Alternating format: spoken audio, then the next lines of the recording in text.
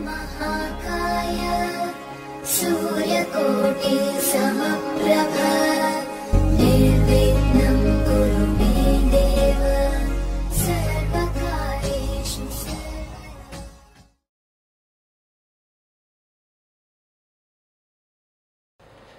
मेरे बहुत ही प्रिय और बेहद सम्मानित साथियों, हृदय की असीम गहराइयों से स्वागत, बहुत बहुत अभिनंदन।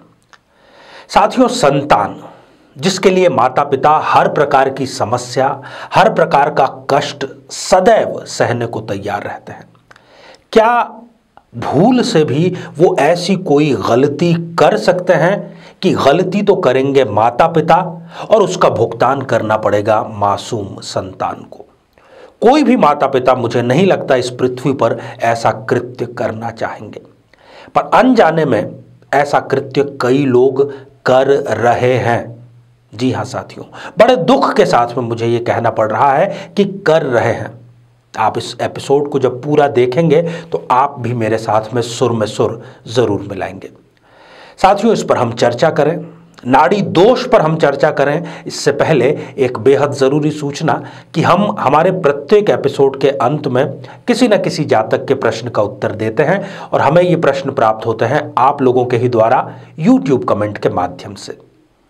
जब भी आप अपना कमेंट लिखें उससे पहले #आचार्य चंद्रकांत इस शब्द का प्रयोग जरूर करें और साथ ही बेहद आसान सा प्रश्न जो इसी एपिसोड से संबंधित होगा, इसी एपिसोड के अंत में आपसे पूछा जाएगा, उसका सही उत्तर साथ में लिख करके जरूर भेजें। साथियों, एक और महत्वपूर्ण सूचना कि 2021 का आगमन हो चुका है।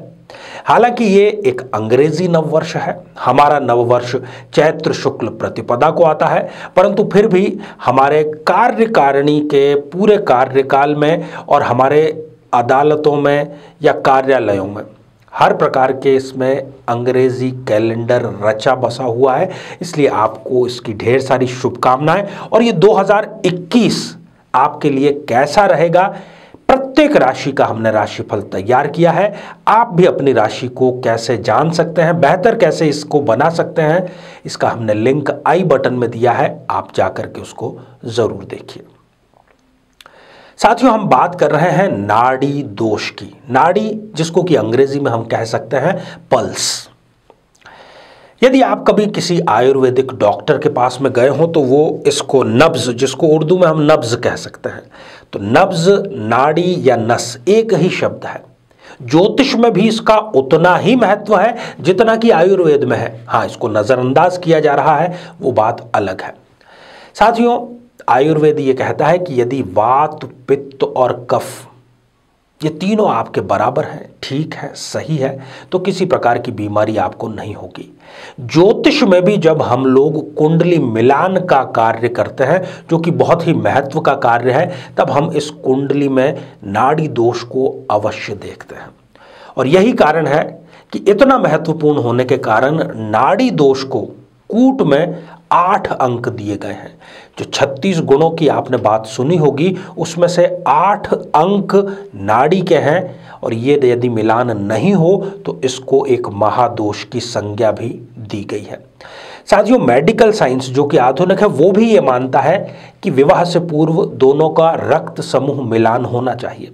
प्रायः ये कहा जाता है कि एक ही रक्त समूह के जो लोग हैं उनको आपस में विवाह नहीं करना चाहिए। इससे कई प्रकार की विसंगतियां संतान पक्ष को हो सकती है। हमने अपने अनुभव में ये पाया है कि जब नाड़ी दोष को नजरअंदाज करके विवाह किया गया है तो जो होने वाली संतान है उस पर इसका बहुत बुरा प्रभाव पड़ा है। क्या क्या बुरा प्रभाव पड़ सकता है? अविकसित मस्तिष्क, जिसको कि हम कई बार मंदबुद्धि बच्चा इस प्रकार से संबोधित भी करते हैं, या अगर मस्तिष्क नहीं, क्योंकि मस्तिष्क भी हमारे शरीर का एक अंग ही है, तो वो किसी और अंग से जन्मजात रूप से वो व्यक्ति विकलांग के रूप में जन्म ले सकता है। क्या आप ऐसा चाहेंगे कि जिस संतान को आप बड़ी मन्नतों से प्राप्त करते हैं वो इस प्रकार के कोई कष्ट देखें? साथियों, इसीलिए कुंडली मिलान को बहुत महत्व दिया गया है। सर्वाधिक अंकों की हमने बात की और महादोष की हमने बात की। अब आप कहेंगे कि हम इसका पता कैसे लगाएं। हालांकि बहुत आसान है, आप इसका किसी विद्वान के पास जाकर के भी पता लगा सकते हैं कुंडली मिलान से पहले। हम यहाँ पर एक सारणी के माध्यम से ये जानने का प्रयास करते हैं। हालांकि नाड़ी दोष पर हमने पहले भी एपिसोड बनाया है, उसका हमें बहुत स्नेह भी आप लोगों से मिला। उसका लिंक भी मैं यहाँ पर आई बटन में दिलवा रहा हूँ ताकि आप उसको जाकर के देख सकें। साथियों, ये आप जो स्क्रीन पर एक सारणी देख रहे हैं, इस सारणी में 3 आपको स्तंभ नजर आ रहे हैं, आदि, मध्य और अंत्य। जो 27 नक्षत्र हैं उन तीनों में बंटवारा यहां पर कर दिया गया है, 27 नक्षत्रों को यहां पर बांट दिया गया है। अब ध्यान ये रखना है कि एक ही व्यक्ति जो विवाह करने जा रहा है उसके जीवन साथी और उसका दोनों का एक ही नक्षत्र ना हो। आदि में जो नक्षत्र हैं, यदि पति पत्नी दोनों के ही आदि नक्षत्र हैं, यदि पति पत्नी दोनों के ही मध्य नक्षत्र हैं, यदि पति पत्नी दोनों के ही अंत्य नक्षत्र हैं, तो इस प्रकार का विवाह वर्जित माना गया है। हालांकि इस नाड़ी दोष के कुछ परिहार हैं, निरस्तीकरण है, कैंसिलेशन है, परंतु साथियों precaution is better than cure. मैंने भी अपने अनुभव में पाया है कि बजाय कि इसकी निरस्तीकरण पर ध्यान देने के कुंडली मिलान को सर्वाधिक महत्व दिया जाना चाहिए। जब जब भी जिस जोड़े ने नाड़ी दोष को दरकिनार करने का प्रयास किया है, इस गलती का भुगतान उनकी संतान को करना पड़ा है, जिसका कि मैं यहां पर पहले उल्लेख कर चुका हूं।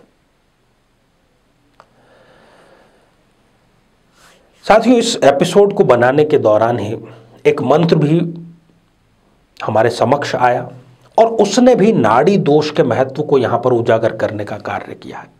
मंत्र इस प्रकार है, नाड़ी कूटम तु संग्रहाम्य कूटा नाम तु शिरोमणिम ब्रह्मणा कन्या का कंठ सूत्रत्वेन विनिर्तमन।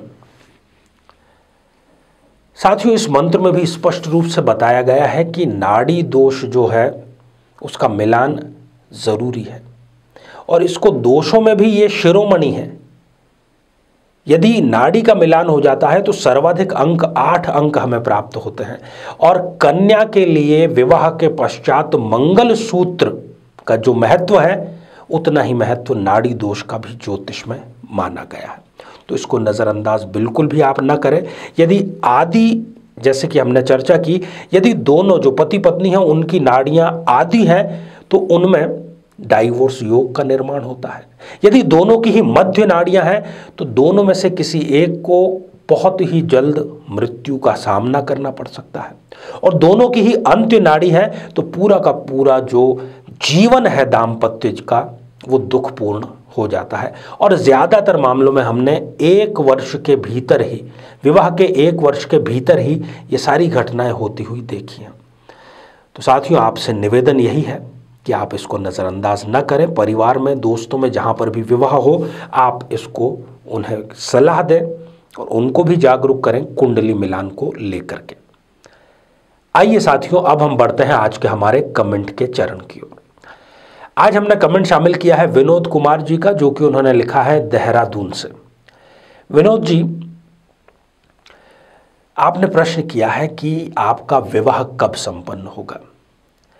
विनोद जी, मुझे नहीं पता कि आपने पहले कौन कौन से उपाय किए हैं, क्योंकि एक अवसर तो आप शादी का खो चुके हैं और आपकी कुंडली में प्रेम विवाह का भी योग था, क्योंकि स्वयं सप्तमेश गुरु होकर के अपने ही घर को देख रहे हैं।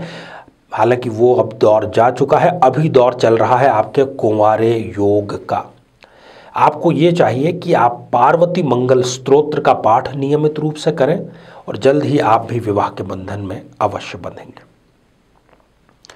साथियों, आज हमने चर्चा की नाड़ी दोष की। अब आज का बेहद ही आसान सा प्रश्न, नाड़ी दोष को कितने अंक प्रदान किए गए हैं?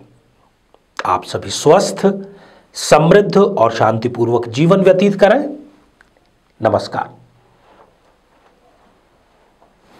जीवन में किसी समस्या का सामना कर रहे हैं, जैसे कि शादी में देरी होना, पति पत्नी में मनमुटाव या तलाक तक की नौबत आ जाना, संतान का प्राप्त न हो पाना, नौकरी या धन प्राप्ति में बाधा आना, जीवन के प्रत्येक क्षेत्र में किसी न किसी प्रकार की बाधा आना, तो आज ही अपनी जन्म पत्रिका का संपूर्ण विश्लेषण करवाएं और पाएं समस्या से सदैव के लिए मुक्ति।